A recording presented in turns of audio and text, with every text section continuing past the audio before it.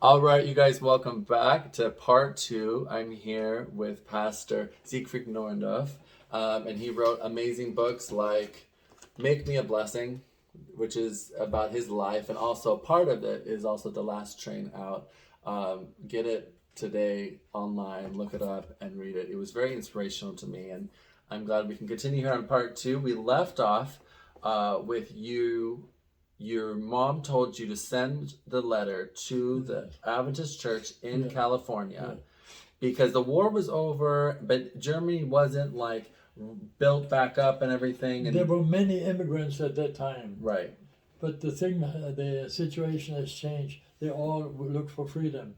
They were all professional people, generally Feinmechaniker, right, and they were anything mechanical. They were very, very bright for that. Anyway, but they had no resources. They just came here newly here, so they couldn't sponsor us. And so the pastor Hünegard, he read the letter. Anyone willing to sponsor for the Neuendorfs? They had sold the house in Berlin, so they don't ask for money. We had all passage ready to come here, but we had when we arrived here, we had $20 in our pockets. With that, we began here. Wow. Yeah, so the Lord is blessed. So it's just incredible to think about your journey from Berlin to California. And then now, after how many years? 1954 We'll do the math. You do the math. to 70. 70, 80. Yeah. Wait, hold on. Wait, when? When did you To go? 93 now. 54.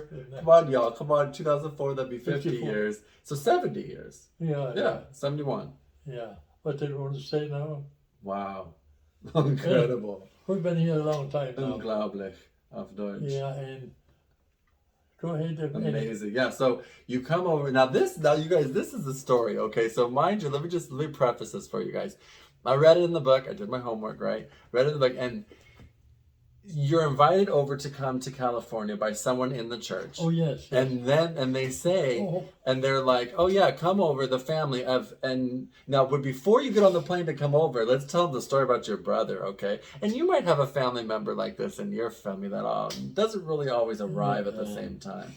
So you get the news that you're coming over to California, you're invited to come over by some random family you don't know, you've never spoken to on the phone.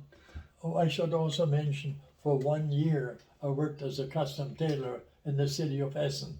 And you got the job by yourself, you got it, and then your mom sent you that letter and said, I went to Freudenstadt, Baden-Baden, and Frankfurt, and they all rejected me. Wow. Why? Because I was a Protestant, as we were all Catholics down below. Wow. Yeah. So I learned that. And then when I arrived in Frankfurt, I felt a need to a home. So I went to the local pastor, and I said, could I stay with you one night? He said, I'm sorry, I can't. I have some other company right now. But here, I give you 5 marks, go to hotel and sleep over there. Being so tight on money, I'm sleeping in hotels for save the money. I went Frankfurt am Main, close to the river. Right. I saw a park bench and slept right there. Until about 5 in the morning, a male awakened me. So, what are you doing here? Was tun Sie hier? Also ich schlafe. This is the schlimmste Gegend von Frankfurt. It's the worst area of Frankfurt, right? Yeah, that's the worst area. I didn't know that. So they get away from me. And then I hitchhiked further until I finally came to Essen. Right. And found a paraplegic like this. Well, he was a tailor. He said, I can give you a job. But before that, I found another work. Yes, I've mentioned it too. I'll be blunt. And that is, I worked in one shop for a week, and I sewed a jacket completely. And then all of a sudden, the owner, der Schneidermeister, sagte mir, Siegfried, du hast eine gute Arbeit getan. You did a good job. But we need a professional, because the sleeves. Oh, wait for it. I know this story. It's a good one. The sleeves were a centimeter and a half too large. I had too much loss. I said, "You did a fine job, but we have to let you go." Wow. And so I had to keep on looking for work, and I couldn't tell, "Where do you come from?" "Well, I come from Berlin." I couldn't say that I just was fired. Right. Right. So you got that job, but then that's when your mom told you, don't tell your employer. Yeah, and that's where I lived with a cripple. Right. You know, they back. And he also taught me how to sell suits. He said, well, he didn't have any, he was a cripple, you know, he was a physically disabled person. He said, here you have a book with pattern of cloth, wool or whatever, and another one, a fashion model. And then I had to go to the coal carbon mine and go to the miners and sell suits. I had never done that before. Wow. And when somebody wanted to have a suit, then I took them to the Bittscheidstraße and that's how I maintained my job for a year. But then you got invited to California, but you didn't know. No. My mother said we would be going outside. She didn't want to say California. Right. Then my boss was a communist. Oh. Yeah, and then I wanted to go back to Germany, to Berlin, and he owed me 2 weeks of vacation. He said, no. I still owed 2 more weeks to get a full vacation. He wouldn't give me that. But for me, going back to Berlin was more important. Right. So I hitchhiked to Berlin, and then I arrived at Siegfried, write letter for Los Angeles, and that's how. So you get your paperwork all in order, and you're going. And it was for your mom, your dad, you, and your brother, correct? Yes. But then the morning of, you're supposed to leave to the airport. Tell them what happened with your brother. Well, my brother could have come along. We had the sponsorship. My parents sold the house. That's exactly for the amount of money that we needed. But my brother came home tipsy. He was drunk, not very badly. But I said, no, anyone who gets drinks alcohol, we don't take him along. Yeah, no, because it could be bad for you guys. You show up, and if you show up with someone who's drunk at the airport back then. I punished my brother several times. We slipped. You locked the door, right? I locked the door. Locked the door. I had to sleep in the toilet in the backyard. He had to sleep outside because he was drunk. So don't drink, you guys. It's poison. Why are you going to spend your money on poison and make yourself look old? And you're not even old yet, and you don't live as long, right? For me, I don't understand that, but I hope someone out there is encouraged not to drink. Anyway. So he didn't get to go with you, but you came over, and then the person that was sponsored you turned out not to have the best of intentions. Oh, he had a very important name. His name was Richmond. Oh. Oh, yeah. Oh. And how would we find him in LAX at the airport? Why, since our behavior was different, he found us in a hurry. Right. And he came an elderly gentleman, just very humble person, and we couldn't speak English, so he said, come to my car. Well, he's a rich man, he must have a fancy car. There was an old Ford. Old Ford truck. And a car. Okay. And I had to hold on with my hand to keep the door shut. I said, he must be making fun of me, of us, yeah. My parents spoke nothing, none of the English language. And then we crossed over Kellogg Hill, and they said, no, we're going to the San Bernardino Valley. And as we came closer to Loma Linda, he said, now on the right-hand side is Loma Linda. This is our address here. But we'll be going to the left-hand side, and that's where we live. There were no street lamps, and it was all dark. And so we went to Richmond Street, the 2nd Street on the right-hand side, everything pitch black. And then I went to 2nd, 3rd house on the left side. Here we live. And we saw a couple of donkeys, refrigerators, all kind of junk in the front yard. I said, what will we be doing here? Then finally we came to the house. The doors had no locks on it. The windows had no curtains on it. And they received us very friendly, the Mrs. Richmond. So they had no prejudice. And they gave us cornflakes. We had never eaten cornflakes before. Cottage cheese. It all tasted so different. We had never seen the prepared, let's say the mass production of food has a different face. Right. Face in Germany it tasted better. And then we went to bed, 3 adults in one bed. And we had to do it. What can you do? And there were no curtains on the windows. And my parents, I can remember, they told me they cried all night. I slept like a teddy bear. I was 20 years of age, anyhow. And then in the morning, they were all very kind of lovely Christians. Yeah. They were Seventh Day Adventists. And we had them breakfast. That's where we ate the first cornflakes and so on. It tasted different. And what will we be doing here now? At the little English that we spoke. And here Mr. Richmond said, very courteously, nice people, well, the man works in the yard and down the house. And the Frau, works in the house, it's inside. And your son, you can help his father. Fine, we'll be glad to do this.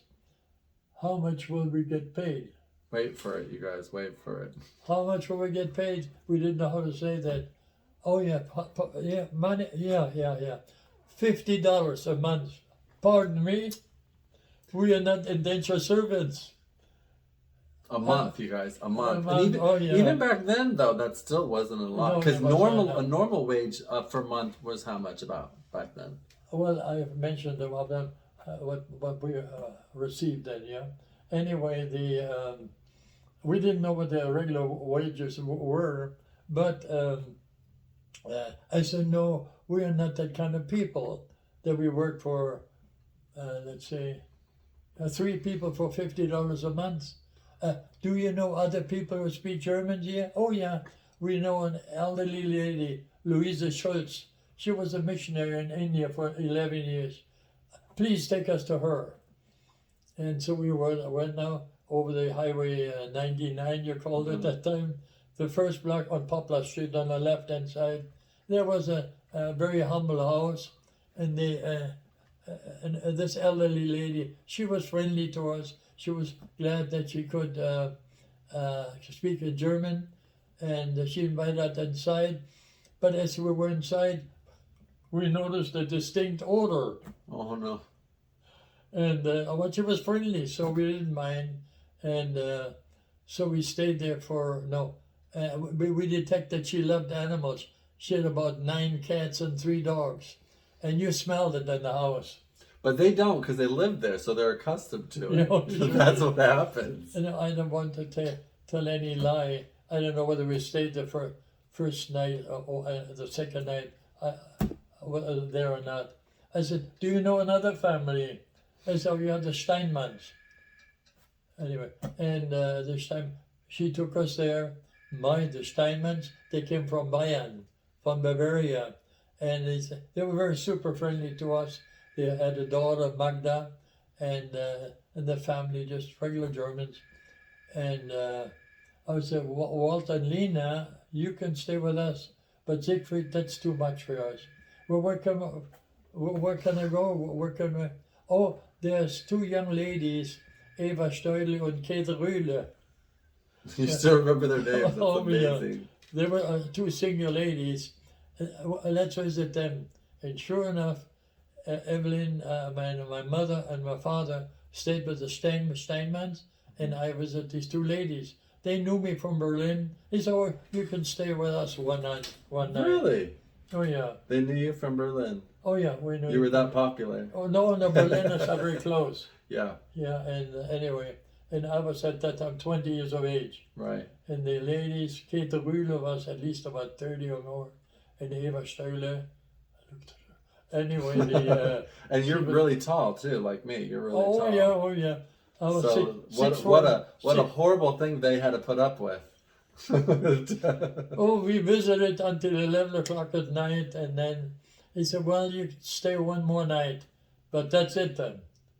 And then the following night, my parents detected that we could rent one room of the old Loma Linda Medical Center. Yeah.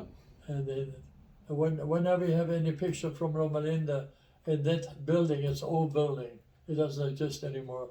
We rented it for $15. Perfect. One room, yeah. And then after, I don't know how long we stayed there, a month or two, then I rented my own place because I found a job as a tailor. Did you ever feel any kind of like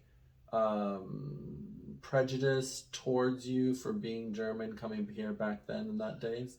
Or maybe in your life, especially going through there, because back then there was a lot of unknown. A lot of people didn't understand. Just like today, we don't understand a lot about other countries and cultures and stuff. The first time when I experienced prejudice was when I looked for work in Schwarzwald, Yeah. in the Black Forest. We don't want to have any Protestants here. We're all Catholics. Wow. So I had to go to Baden-Baden, and then the next one. Then finally in Frankfurt, that was more neutral. Right. No, I've lived through that several times. When you came to America after that, did you experience Oh, any of it later here? on, so I found a job at Taylor Slacks in Rialto. Uh-huh. There were 200 ladies and 6 men. The men were the cutters, the designers, and the ladies were the seamstresses. Mm-hmm. And I was a professional custom tailor. Right. So they gave me the assignment of setting the sleeves. Oh yeah, I remember the story. Because that's the only seam which is not straight. Right. Yeah.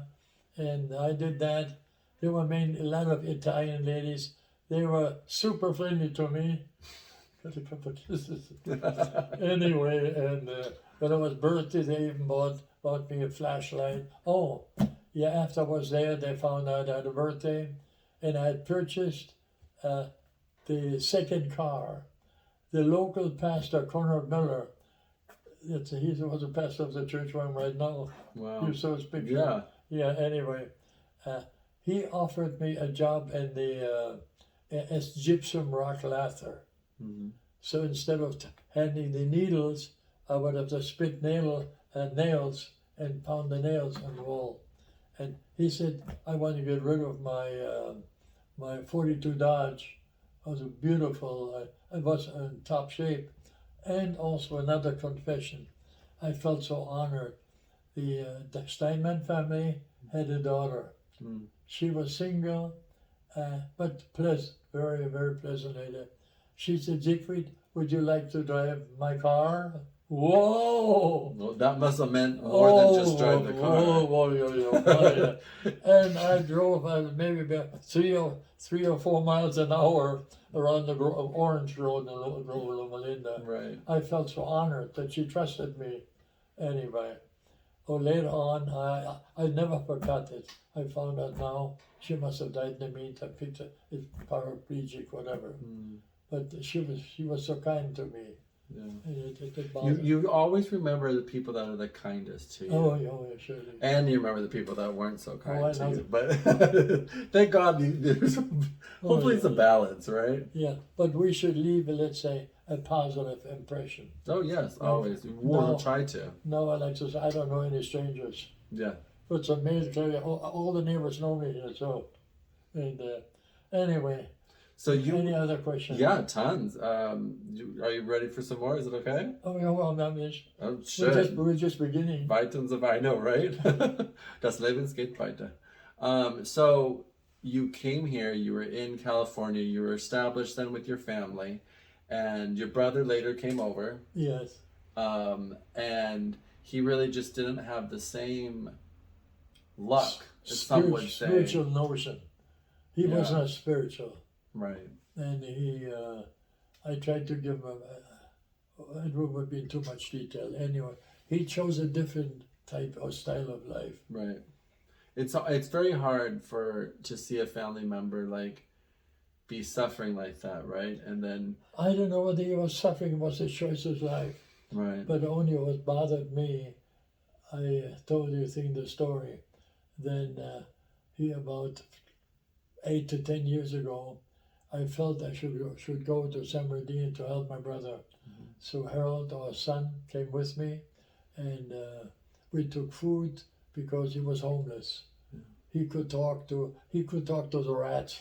He could drive his Vauxhall without gasoline, so he was flipping mentally. He had no shoes on, and just as I was trying to be kind to him, he came very close to me with a crowbar. He said, "You are Jacob, and I'm Esau," and he was so angry. I didn't know whether I should have a fight or a flight. right. Yeah. But then 2 weeks later on, my niece called me up. Go and see your brother or her father.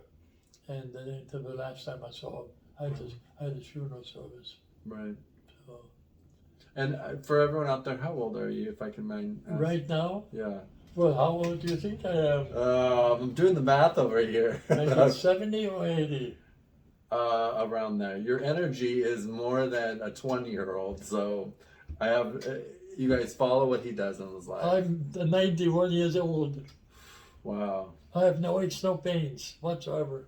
Take no pills. The only thing I take eye drops for my eyes. Right, but now you have to tell them your secret to that. One of the things is you have been vegetarian for a while now. For 68 years. 68 years you've been vegetarian. Okay, and do you eat like a lot of processed food, like breads? And... No, why I stopped? Why I stopped eating? See, in Germany we eat plenty of meat, Hackapeta, but never pork. Never pork. Only a clean meat which is authorized in Scripture. Right. And then once my mother decided that no, she was a heavy meat eater.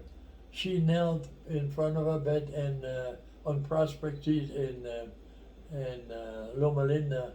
She said, "Dear Lord, take the appetite for meat away from me." Mm. She got up and did not eat meat anymore. Wow. And while I was drafted in July 1956 with the U.S. Army, President Eisenhower.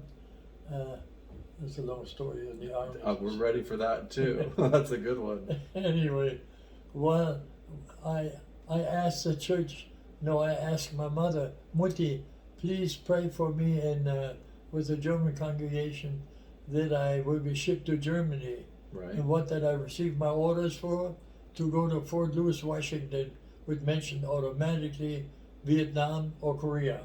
Right, because like back then during the war, it was after the Korean War, right, and before the Vietnam War. But so you would either be shipped out east or west. Yeah, no, it's all east. All east. It's okay. all east. Anyway, and we'll be talking about that later on. That's a good one. That's a good story too. Another lesson. That's another for sure. And I was in a pack of that many soldiers, everything in a large production, and I went through the chain of command, first sergeant, then first lieutenant, captain, and said, could I get orders for Europe? No, you're in the order, that's it.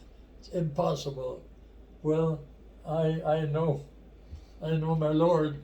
So I wrote a letter immediately to Mutti, to my mother, and told her, please ask the German church to pray for me, and that's what my parents do.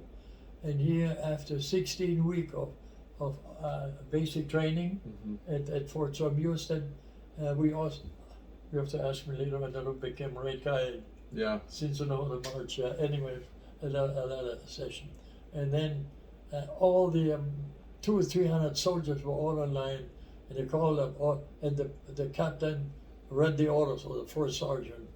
You will be going there, we'll be going there, we'll be going there. And everyone, they knew me all. Right. I was the right guide. I became a right guide. One of those who could call the soldiers out. And here the officer purposely waits for me to be the last one to call out. Neuendorff front and center. As I went front, he was stand at attention. Neuendorff, I'm very sorry. I'm very sorry. I'm too bad. We had hoped that you would be, that you would have your wish fulfilled, but I'm sorry. And he kept on stalling us off, and then he said, "We will have to ship you to Fort Dix, New Jersey." I grabbed the oldest of the officers, and that said, "No." Yeah, I didn't greet him. He said, "You'll be shipped to New Jersey. That would be the east coast of America, and the New Jersey area where the soldiers would be taken over to Europe." So I was guaranteed to be going to Europe, to Germany. I mean, blessings. Right? You just never know, and you lead by faith, right? Yeah. You lead by faith. So then you go over there, you serve, and you have even more miracles that happen in your life there. And then you come back to California, and then you go to... Do you want me to more about the army? Yeah, let's still talk more about the army. Would you, one thing I want to say, I'm so proud of our country that we have an army and that it's an option for people to go to. I always want to promote people to go, and I thank everyone who served in the army, because we without them... We didn't serve by choice. Oh. In my book, right. I get you were inducted to service. Right. You better come. If you don't come, cost you $10,000 or you go to prison. Right. So many American young people fled to Canada at that time. Wow. But I figured I didn't have $10,000, nor did I want to go to prison. And so I registered at San Bernardino, and then one day, we should have been reading it ahead of time, you're hereby ordered to present yourself at the induction station at San Bernardino. Wow. So we were to go there. And we were flown up on Yucaipa. Several of the people, they died out in the meantime now. I'm still alive, I'm amazed. Wow. So Marachek, etc. And we were driven with an army mobility to San Bernardino, and then from then on it was not please anymore. It was all orders. Go on there, the fellas, do this, and they yelled at us. I said, "I'm not bad of hearing. I'm not from the bush." Why yell at me, talk to me decently? That's the Berliner in him. That's talking. Anyway. Talking back. No, strip down, yeah. And the army, you don't know very much modesty. You just strip down and in front of women or nurses or whatever. Right. And then you have to line up. And then they give you, they have some half-dressed women. And from you look at them, and while you look at them, they give you a vaccination. Right and left. Yeah, and then they put you in the next line. Did we have any clothes on yet? I think something, yeah, whatever. And then everyone gets the same haircut. Right. Like, we're all bald. So on this way, they use psychology to demote you completely. Yeah, so you're not worth very much. How we come to that? And then they build you back up? No, not. It's all yelling. It's all yelling. Yeah. Not abusive, but it's all yelling. Yeah. But then, yes, and then we were supposedly shipped to Fort Sam Houston, Texas, in San Antonio, and I had my traveling credit, but I was shipped to Fort Ord, New Jersey. Fort Ord. Oh. That's here in California. That's for infantry. So they shipped me. I don't belong here. I'm not an infantry soldier. I'm a 1A. I'm a conscientious objector. And then we also had to swear. Right. They changed our oath of loyalty twice. When I became a U.S. soldier, and also when I became a citizen in '59. And raise your right hand, etc. And when it's San Bernardino, I can mention it, the details. Interesting, gives you goosebumps. Anyway, would you be willing to defend the United States, the Constitution of the United States, by all means? I said, no, I can't do that by all justifiable means. So they made an exemption for us. Oh, wow. Also, when I became here, I mentioned, don't have to mention the other one again. So as I was sworn in, then the military service didn't help much. But in '59, I was called to the San Bernardino auditorium. The auditorium was full of people, full of all the people who would become citizens. Then you had the Marine men, and then you had a court system, judge sitting there. It was very serious. And then all of a sudden, as we waited, the drums were playing, and all of a sudden the judge that felt like the last judgment. Miss Hulda Crooks, front and center, come forward here. Hulda Crooks was an elderly lady. She's well known here. Right. She's a mountain climber. Wow. She climbed all the mountains. I said, Hulda Crooks, and then Siegfried Neuendorff. We stood in front of the judge and all the people, behind. That was just like a future judge. Wow. That's just like Revelation 20, verse 5. And we hadn't done anything wrong. Raise your right hand. And then we listened carefully what the oath would be. And that is, will you be willing to defend the United States Constitution by all means? No, the judge changed the terminology by all justifiable means. And that we can do. So we were sworn in to be American citizens. Wow. And I don't forget that. So, and I try to be faithful to the country because the country had treated us well. Right. And I wouldn't be here right now if it weren't for this country. I would have ended up in Berlin sitting on a table as a tailor. Right. It's a complete.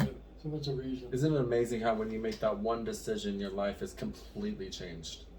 You know, you can make that. It's like a door. Like they say, decisions are like hinges on a door. They're small, but they can turn. One decision can make your life completely open to something else.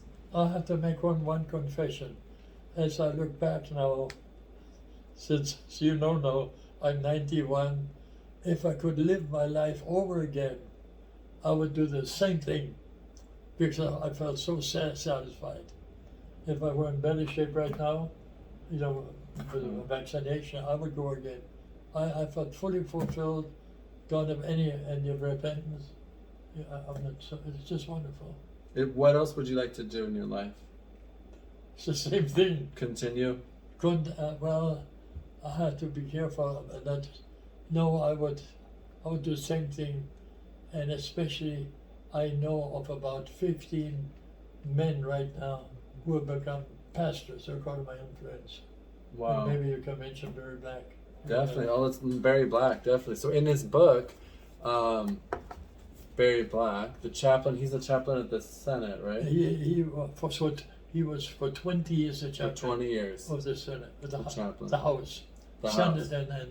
And the House. On the Hill, basically. Yeah. Yeah, and a well-respected man, for sure. And he wrote in the back of your book, is it that one or this one? He wrote on the back, Siegfried Neuendorff exuded an infectious passion for God. His love for Jesus could not be hidden. Chosen as Oakwood College's first student missionary, I was assigned to spend time with the Neuendorffs at the Unini Mission Station in the upper Amazon jungle of Peru. It was then that God used Siegfried Neuendorff to change the course of my life forever. Chaplain Barry Black, U.S. Senate. After he left with us for 3 months, he was a completely changed person. He decided, he was, by the way, a disciple of Malcolm X. He was a tremendous racist, He told you the legitimate hair. He spoke about black power. Black is beautiful. I told him, Barry, forget about this nonsense. We're helping people here. And then after we worked together. We laid bricks, and he helped me when I extracted teeth. Should have mentioned. Wow.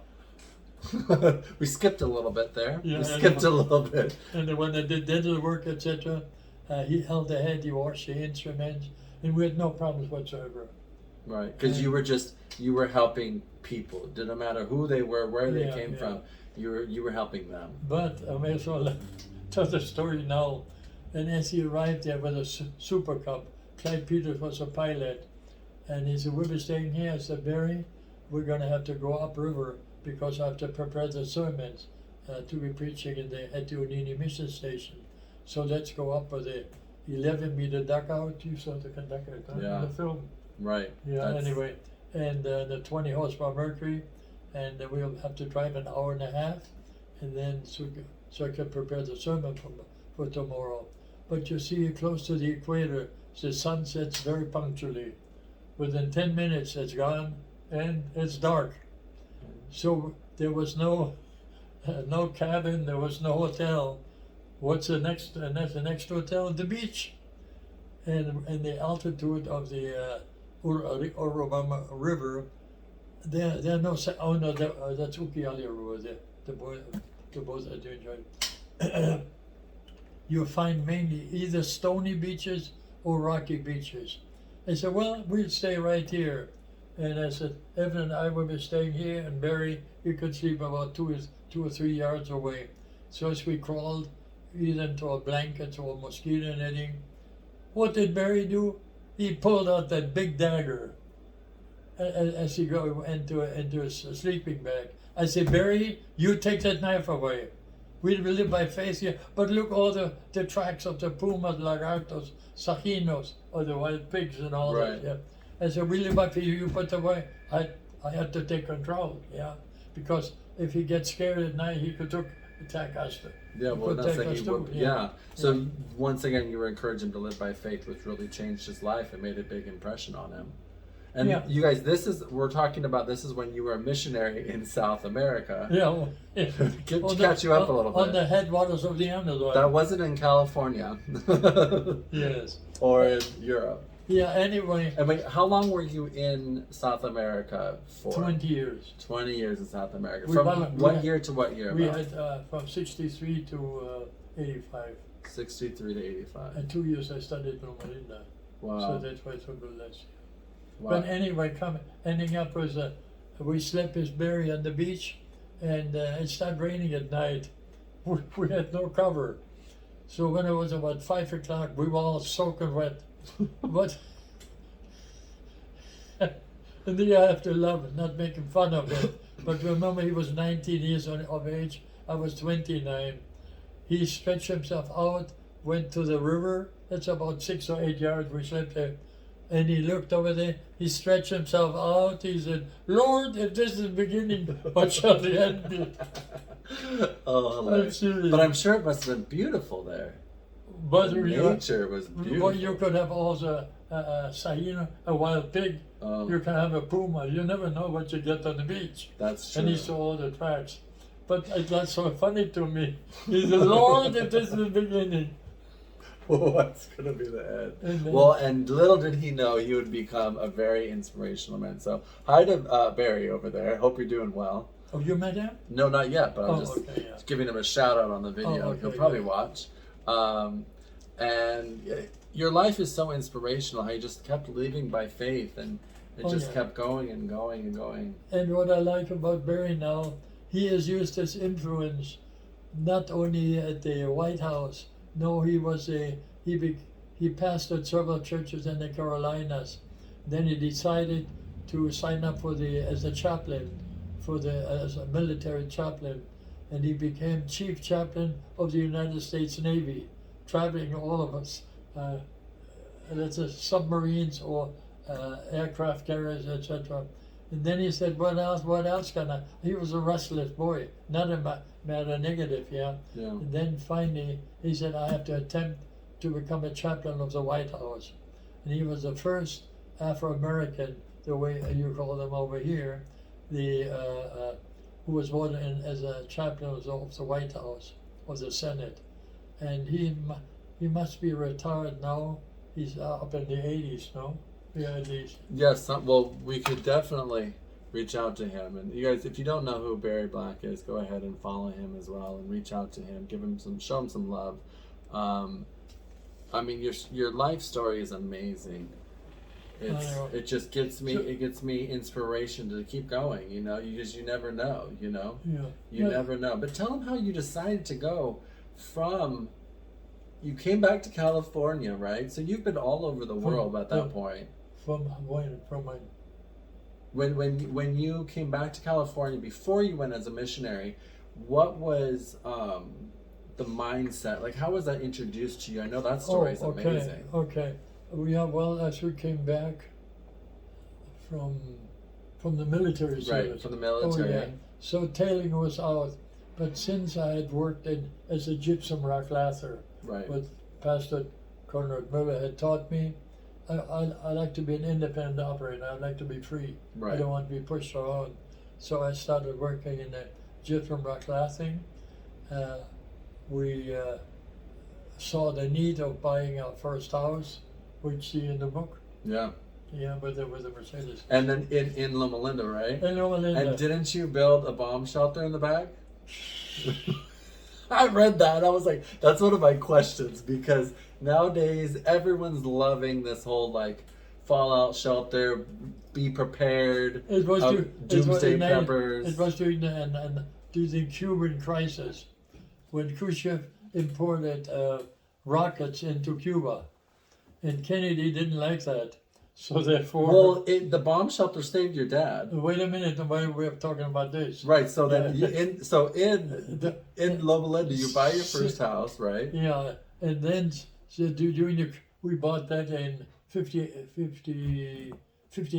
Okay. Anyway, and then we had the Cuban crisis. It was tense, very tense to the atomic war. I have experience with atomic wars. For wars. So I went to the county of San Bernardino, purchased or obtained the plans how to build it extra strong. Yeah, and do you know if it's there today? Shall we go tomorrow? Do you want to? Oh, you bet. I'll take you. Take you. But you still have the house there? You bet. Coming up, we're going to take a tour of the bomb shelter. Is that okay? Oh, you mentioned. Only we this is going to be a good one. You see the steel pots, steel red, but we have it nailed, screwed that. Right. Because if the tenants would be going there, they could get killed. Yeah, we don't want that. Yeah, but that's right there. It's amazing. I mean, the amount, and that probably cost you nothing to build back then. Nowadays, it'll cost you a pretty penny. I did it all myself. Only I cheated. That yes. Oh yeah. I knew normally when you mix cement, 1 and 4. Right. What I wanted to make sure that it's safe, so I mixed it half and half. Oh, so it's very strong. And then the rebars, you know what the rebars are? Yes. It was 6 inches. I made it 4 inches. Wow. Oh, man. I made it extra safe. I mean, the thing, if you could do that back then, you guys can build your own bomb shelter in the backyard, okay? Well, go out there. Be proactive. But you have to understand, I'm a custom tailor. Right. Nobody taught me how to lay blocks. But that was my future school, to build 6 houses, 2 schools, 2 clinics. That is amazing. I know. I can't wait to take a tour of it. It'll be great. How it all fits together. That's amazing. No, the Lord has been so good to me. So you buy the house, you build the bomb shelter, as one does in the 1950s and nowadays. And reliving, saving. And yeah. Evelyn worked as work. You were married then with your wife? After the army. After the army, yeah, you were married, right? I get used to my wife. Because I was not interested in looking for a wife, but your mom says, "Here's Evelyn. She speaks German. Come on." Oh yeah, and Evelyn wrote me the poems and songs with the trios. See, ladies, write the poems. Come on, that's the key. And guys, listen to your mom. Okay, there you go. They could be. And then all of a sudden, Evelyn wrote me a letter. She said, "Siegfried, what's Germany like? Well, come over, look it up yourself." Right, and then she comes over, right? Yeah, then she came over. So he's serving over there. Because remember, he met her when you were like here on vacation, a furlough or something, right? No. You were right after training, right before training was done. You met Evelyn when you were 23. Yeah. So then you had to go deploy. Then he gets to Right. Europe, and she had never been there, right? No. Even though her father was from Russia. Russia. And so she comes over to visit you, right? For how long did she come to Europe, Evelyn, your wife? No. Oh, no, that's right. No, hold it. We went in 2080. Oh, we bought the house earlier. Oh, so you already bought the house. Okay, Yeah, so we're mixing it up. But anyways, so you buy the house, and then you have the bomb shelter, and then all of a sudden, you hear about missionary work, or how did that come It's about? like this. This is in my book. It's the following. I had always not questioned and doubted why, when Jesus called his disciples, or the disciples, why would the people respond so rapidly? You don't quit your job and close shop and do something else. Right. Peter had this fishing business, yeah, and so how would you do that? But as you read my books, we made our decision within 3.5 hours of interviewing. We decided we would go as volunteer. I can mention it. We drove on Prospect Street, leaning on the Mercedes metallic light blue, and Violet Riley. It's all in written. And she said, Siegfried and Evelyn, I just got a received letter from Bob Correa from the Amazon. He is asking me to come down to help him on the medical launch. But I can go, I'm too old. Oh, strange, nobody's asking us. Would you go? I said, why not? Right, Evelyn? Yeah. Said, we made a decision. And then they said, how would you go? Well, we could pay our own way, go self-supporting. Right. We agreed instantly. And he said, I'm going to call to Washington, D.C., speaking to Bob Correa, and let him know that she had found a couple that would go. And so we chatted a little bit longer. The following day we met the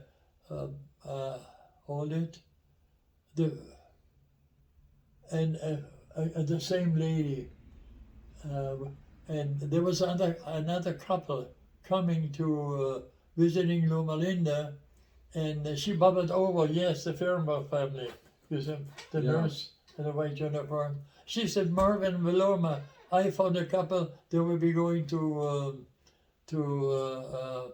Brazil. And Marvin said, what is he doing? Well, he's in building right now. Well, I need a builder. And what's his nurse? What's his wife? She's a nurse. Well, Viloma was a nurse. Perfect. Well, why don't you invite them to come to our house, to our grandparents' house, and I show them a movie about the Amazon. And we saw the film, and that film was scary. Did you have second guesses then? Behold it. That was scary because that movie was taken by someone in San Bernardino who had gone to Peru. And as you cross the Andes mountains up to 15,000 feet, you have to wear oxygen mask. I said, "What? Be careful." Then we ended up to the jungles, and then you see the jungles, the alligators. You see the witch doctors. I mean, it was scary. And after we saw that half-an-hour movie, Marvin Fehrenbach now asked, "Do you still want to go?" "Oh, yes." Wow. Well, you can come with us. Within 3 hours. Yeah, with 3 hours we decided. And we felt we should be pressionado. We felt we had to go. Yeah.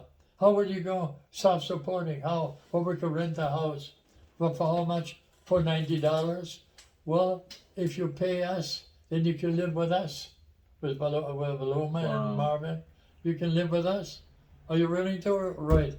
And so we helped Marvin and Viloma packing all their goodies, and then they went out with they had an RV.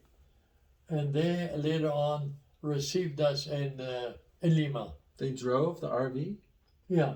from here to there, Yeah. Oh yeah. There's a highway, Pan American Highway. all the way down. Oh yeah. It took time.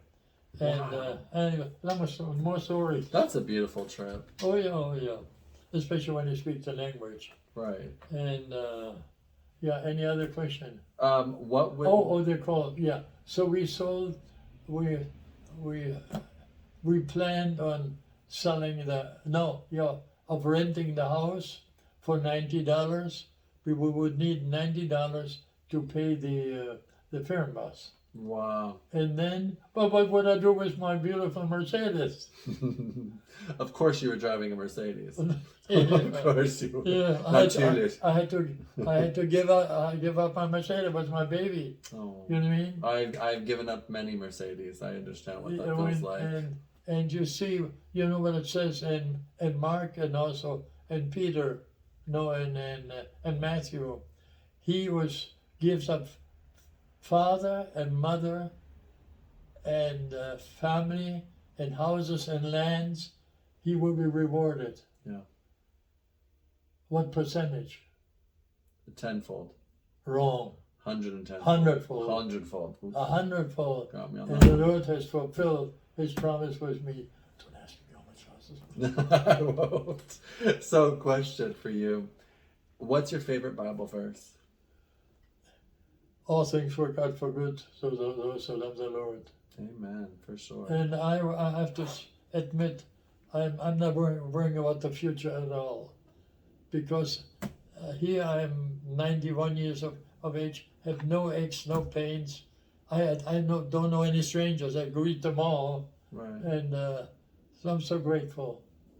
And I plan on serving a little bit longer. And let me put this ad here. About 2 years ago, a young man called me from Chicago, and he called the German American Church of Los Angeles, which I've been pastoring now for 12 years. And he called up, he said, I would like to learn about German culture.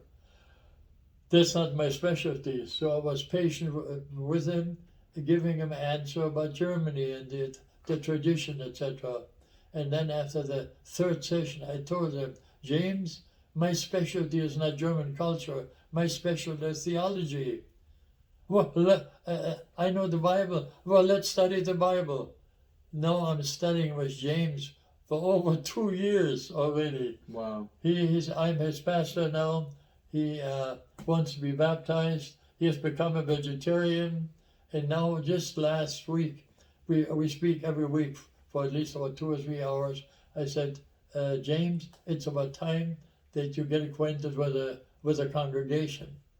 You cannot be a lone trooper. No man is an island. Yeah, right? that's what you have to look for first. But then I tell him also, make sure, ask whether the pastor, the clergy, is a male or the female. Mm-hmm. And then ask them whether they have drum and percussion instrument in the church. That's another thing. And then Or put up Christmas trees. I'm just saying. Oh, that's no problem. That's okay? No, oh yeah. Okay. Anyway. Well, because you can tell a place, whether it's a church, a house, a business, anywhere. You can tell about who's leading it. And then I also ask them, and if they're very courteous, well, check it out for 2 or 3 times. If it was just courtesy but not warmth, look for another church. Right. You know what our church is like. Exactly. It's very our nice. church is very. I walked in the German church. I was like, "Hello, guten Tag." You know, we're warm. What we're not what Finnish Brüder. Yeah. And we're just friendly. So anyway. That's beautiful. So what advice would you have? So there's people out there that are going to watch this video, and they might be in their 20s or in their 30s. Maybe they haven't met their future wife. Maybe they haven't met their future husband, and they can't really, they haven't yet really thought about their whole life and stuff, and maybe they haven't given their heart to God. Maybe they're just doing their own thing. What advice would you give to them today? I would say do some serious thinking. Don't follow the masses. Ask yourself. That's what we did when we received a call. That I began to feel guilty. If the good Lord word I'm asking here Siegfried, what are you doing here? Making money, driving a Mercedes.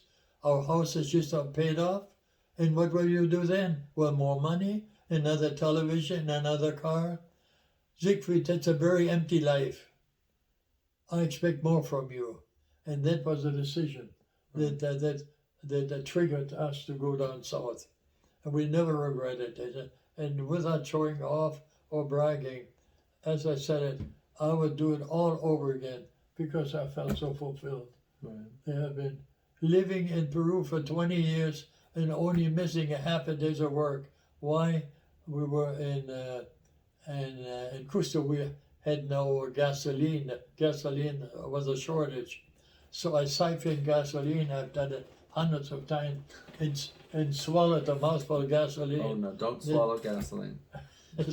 So, and I was sick for half a day, otherwise always healthy. Stepped on poisonous snake 3 times overscalped with an airplane, surrounded by Indians with bows and arrows in hand, with the Guardias Republicana. They surrounded me. He had this AK-47, and I'm still alive.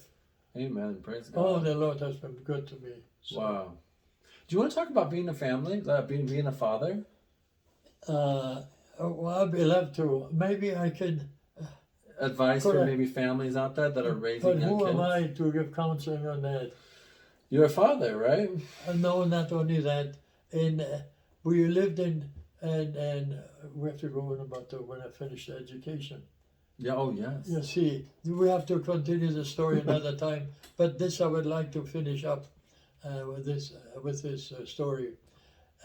While I was living among the natives, even in Germany yet, the only thing I knew about Peru, they have llamas and Lake Titicaca, nothing else. And I'd never guessed that I would ever end up in Peru. And now as I was in Peru, we lived among native people, Campas, Piros, Chipiros, Amawacas, etc. About 6 different groups. I had to learn part of their language, etc. Yeah, but then I aspired. I figured the American missionaries, and they were wonderful. Elder Scheffler, Elder Westphal, Fernando Stahl. They were generally of German descent. They always begin with the natives. And I said, well, I've worked with the natives. I wouldn't mind reaching the other class of people. Right.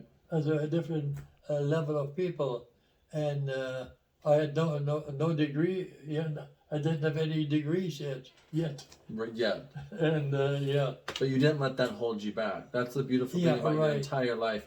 You might not have known all how to do it. You might not have had the right titles, but you still went anyway. But we should, maybe the next session, Yeah. how I ever ended up getting a degree. Do you want to part 3? Want to go into part 3? I have time. Here we go. Part 3, you guys stay tuned. We're going to talk about how you should not be held back by if you have education or not and how you can do it. Okay, stay tuned. Like, subscribe, share with your friends.